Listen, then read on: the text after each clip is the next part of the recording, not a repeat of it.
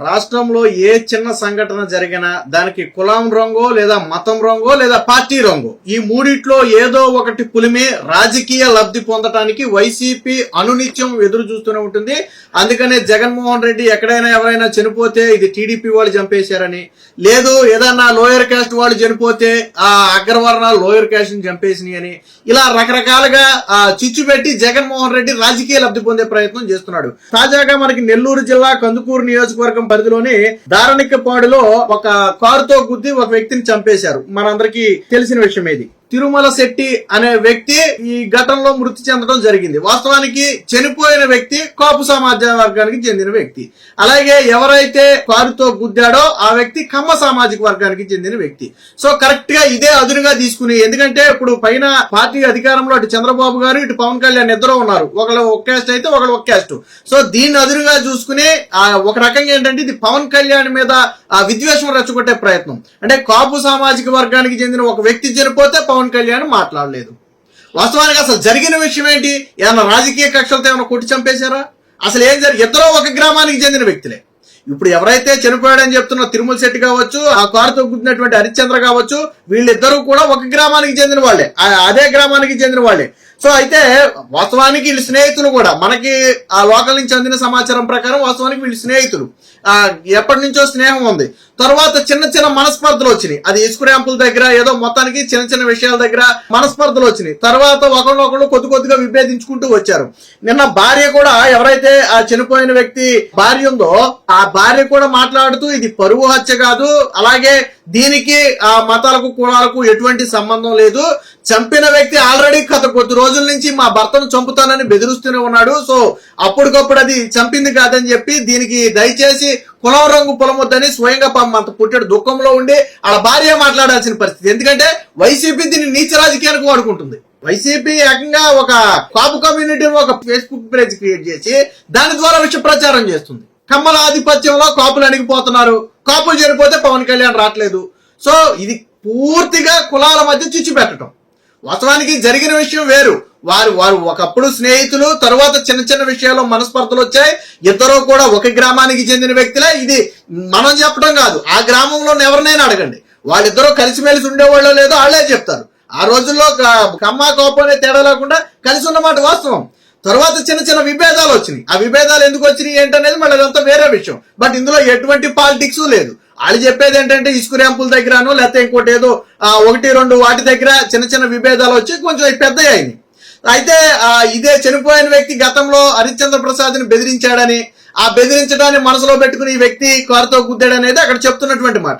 ఇందులో రాజకీయాలకి ఎక్కడా కూడా తావు లేదు, కులాల ప్రస్తావనే లేదు. పోనీ ప్రభుత్వం స్పందించి ఉండకపోతే ప్రభుత్వాన్ని నిలదీయొచ్చు, తప్పులేదు. ఒక వ్యక్తి చనిపోయాడు, ప్రభుత్వం ఎందుకు చర్యలు తీసుకోలేదని అడగొచ్చు. ఘటన జరిగిన వెంటనే ఆ గుద్దిన వ్యక్తిని అరెస్ట్ చేశారు. సో ఆ వ్యక్తి తండ్రిని కూడా అరెస్ట్ చేశారు. సో ఎందుకు చేశారు? ఆయన ఏదో కొడుకుని దాచిపుచ్చే ప్రయత్నం చేస్తే పోలీసులు సీరియస్ గా తీసుకుని అరెస్ట్ చేశారు. ఆల్రెడీ రిమాండ్ కు పంపారు. కేసు విచారణ సాగుతుంది. ఆల్రెడీ స్వయంగా ముఖ్యమంత్రి గారు ఫోన్ చేసి మాట్లాడారు, deputy CM Pawan Kalyan phone చేసి మాట్లాడారు, లోకల్ ఎమ్మెల్యేలు ఆల్రెడీ అక్కడికి వెళ్ళిపోయారు, జనసేన టీడీపీ ఎమ్మెల్యేలు ఆల్రెడీ అక్కడికి వెళ్ళిపోయి బాధిత కుటుంబంతో మాట్లాడారు. సో ప్రభుత్వం నుంచి యాజ్ ఫాస్ట్ యాజ్ ఎంత స్పీడ్ గా వాళ్ళ నుంచి సహాయం అందాలో అంత స్పీడ్ గా అందింది. ఆ రోజు ఎమ్మెల్యేలు వెళ్ళిన రోజు స్వయంగా చెప్పారు, ఎవరైతే ఈ దారుణానికి పాల్పడ్డారో ఆ వ్యక్తిని ఎట్టి పరిస్థితుల్లో వదిలే ప్రసక్తి లేదని ఒక హామీ ఇచ్చారు భార్యకి. సో ఆవిడ కూడా కోరుకుంది అదే, ఎవరైతే నా భర్తను చంపారో వాళ్ళు జైల్లో ఉండాలి, బయటికి వెంటనే రావద్దు. సో అది కోరింది. స్వయంగా సీఎం గారు కాల్లో మాట్లాడారు, ఫోన్ లో మాట్లాడారు. ఎవరైతే మృతుడి భార్య ఉందో ఆవిడతో ఫోన్ లో మాట్లాడారు సీఎం గారు, డిప్యూటీ సీఎం గారు మాట్లాడారు. నిన్న హోంమంత్రితో పాటు నారాయణ అదే ఘటనా స్థలానికి వెళ్లారు, ధరణిక్కపాటుకి వెళ్లారు. నిన్న స్వయంగా ఎవరైతే మృతుడి భార్య ఉందో, మృతుడి భార్య లక్ష్మీనాయుడు భార్య ఉందో సుజాత ఆవిడ పేరు. సో ఆవిడ ఒక మాట చెప్పింది చూడండి, తన భర్తను దారుణంగా హత్య చేసిన కిరాతకులను కఠినంగా శిక్షించాలని కోరుకున్నట్టుగా లక్ష్మయ్య నాయుడు భార్య సుజాత అన్నారు. ఈ హత్యలో కులాల ప్రమేయం లేదని స్పష్టం చేశారు. కులాలను రెచ్చగొడుతూ జరుగుతున్న వ్యవహారం తమకు బాధగా ఉందని ఆవేదన వ్యక్తం చేశారు. హత్యకు కొద్ది రోజుల ముందు నుంచే నీ భర్తను చంపేస్తానంటూ హరిశ్చంద్ర ప్రసాద్ బెదిరించాడు. ఈ విషయం నా భర్త కూడా చెప్పాడు. చివరకు అన్నంత పని చేశాడు. వారిని కఠినంగా శిక్షించాలి, మా కుటుంబానికి రక్షణ కల్పించాలని సుజాత కోరారు. నాకు న్యాయం జరిగేలా చూస్తానని CM Chandrababu deputy CM Pawan Kalyan హామీ ఇచ్చారు. నా ఆవేదనను వారికి వివరించాను, కఠిన చర్యలు తీసుకోవాలని కోరాను. సీఎం నాకు ఫోన్ చేసి ధైర్యాన్ని ఇచ్చారు, అండగా ఉంటానని భరోసా ఇచ్చారు. మా కుటుంబానికి అన్యాయం చేసిన వ్యక్తులను జైలు నుంచి బయటికి రానియకుండా చూడాలని నేను సీఎం గారిని కోరానని చెప్పి స్వయంగా మృతుడి భార్య బయటకు వచ్చి చెప్పింది. సో మృతుడి భార్య అంటే ఇంకంతకంటే దగ్గర కుటుంబ సభ్యులు ఎవరుంటారు? ఏ వ్యక్తి అయినా చనిపోయారంటే కుటుంబంలో ఎంత దుఃఖం ఉంటుంది, అందులో భర్త చనిపోతే భార్యకి ఎంత దుఃఖం ఉంటుంది. అంత దుఃఖంలో కూడా ఆవిడ బయటకు వచ్చి చెప్పాల్సిన పరిస్థితి ఎందుకు వచ్చిందంటే దీన్ని కుల రాజకీయంగా చేసేశారు. ఎంటైర్ స్టేట్ మొత్తం కూడా దీన్ని కుల రాజకీయంగా చేసి ముఖ్యంగా పవన్ కళ్యాణ్ టార్గెటెడ్ గా పవన్ కళ్యాణ్ మీద విమర్శలు చేశారు. అంటే మీ సామాజిక వర్గానికి చెందిన వ్యక్తి చనిపోతే, ఏ సామాజిక వర్గానికి చనిపోయిన వ్యక్తి అయినా అన్యాయంగా చనిపోతే వాళ్ళకి అండగా ఉండాలి. దీంట్లో కులాలు మతాలు పార్టీల ప్రస్తావన లేనే లేదు. అది ఏ పార్టీ అయినా కానివ్వండి. ఒకవేళ అన్యాయంగా ఒక చేతిలో చనిపోతే చేసిన వ్యక్తి అధికార పార్టీ అయినా తప్పే, చనిపోయిన వ్యక్తి ప్రతిపక్ష పార్టీ అయినా మనం సానుభూతి చూపాలి. అక్కడ చూడాల్సింది ఏంటంటే జరిగిన ఘటనను చూడాలి. అంతేగాని దీన్ని కేవలం వైసీపీ వాళ్ళు కొన్ని కొత్త పేజీలు క్రియేట్ చేసి పవన్ కళ్యాణ్ టార్గెటెడ్ గా వాళ్ళ కాపులను టార్గెటెడ్ గా చేసి, అంటే కాపులలో పవన్ కళ్యాణ్ మీద యాంటీ పెంచాలి.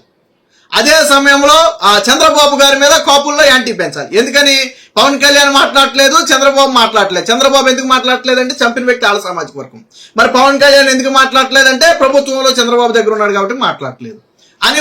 ఇది కేవలం ప్యూర్ పాలిటిక్స్ తీసుకొచ్చి కులాల మధ్య, వాస్తవానికి సమాజంలో కులాలు మతాల మధ్య విద్వేషాలు రెచ్చగొట్టడం అనేది చాలా తీవ్రమైన నేరం. దీనికి నిన్న హోంమంత్రి గారు కూడా స్ట్రాంగ్ వార్నింగ్ ఇచ్చారు. ఎవరైనా సరే ఘటనలాగా చూడండి తప్ప కులాల ప్రస్తావన తీసుకొచ్చి ఎవరైనా పబ్బం గడుపుకోవాలని చూస్తే మాత్రం కఠిన చర్యలు తీసుకుంటామని చెప్పారు. ఆల్రెడీ ఈ ఘటన గురించి ఎస్పీ ప్రెస్ మీట్ పెట్టి ఏం జరిగిందో చెప్పాడు. ఇందులో ఎక్కడ కులాల ప్రస్తావన లేదు. సరే వాళ్ళందరూ రాజకీయాలు అనుకుందాం. స్వయంగా మృతుడి భార్య ప్రెస్ మీట్ పెట్టి సుజాత కులాలకు దీనికి సంబంధం లేదు, మీరు అలా మాట్లాడటం వల్ల మాకు ఇబ్బందిగా ఉంది, మాకు జరగాల్సిన న్యాయం కూడా జరగకుండా పోయే ప్రమాదం ఉంది, కాబట్టి దయచేసి అందరికీ చేతులెత్తి నమస్కారం పెడుతున్నాను, దీనికి ఎవరు కులాల రంగు పులమొద్దు అని స్వయంగా మృతుడి భార్య చెప్పింది. మరి ఎందుకు వైసీపీ టార్గెటెడ్ గా చేస్తుంది? ఇద్దరు ఒక గ్రామానికి చెందిన వాళ్ళే, ఒకప్పుడు ఇద్దరు స్నేహితులే, తర్వాత వచ్చినటువంటి చిన్న చిన్న మనస్పర్ధల కారణంగా జరిగినటువంటి ఘటన ఇది. ఖచ్చితంగా ఖండించాలి, తప్పులేదు. ప్రభుత్వం వెంటనే అరెస్ట్ చేసింది, రిమాండ్ కూడా పంపింది కదా, తండ్రిని కూడా అరెస్ట్ చేసింది కదా. నిన్న కొంతమంది జనసేన ఎమ్మెల్యే వాళ్ళకి కొంత నష్టపరిహారం కూడా ప్రకటించారు. ఆల్రెడీ సోదరులు ఇద్దరు గాయపడి హాస్పిటల్లో ట్రీట్మెంట్ తీసుకుంటే వాళ్ళకి కొంత నష్టపరిహారం ఇచ్చారు, వాళ్ళు పరామర్శించారు. సో ప్రభుత్వం అన్ని విధాలా వారికి అండగా ఉంది. కానీ కులాలను అడ్డం పెట్టుకుని పబ్బం గడపటం కోసం వైసీపీ అత్యంత నీచ రాజకీయం చేసింది. ఖచ్చితంగా కులాలకు మతాలకు పార్టీలకు అతీతంగా ఇలాంటి కులం రంగు పులిమి సమాజంలో అశాంతి అభద్రతా భావాలు లేకపోతే విద్వేషాలు రెచ్చగొట్టడాన్ని తీవ్రంగా ఖండించాలి. అటువంటి వాటికి పాల్పడిన వారి మీద కఠిన చర్యలు తీసుకోవాలి.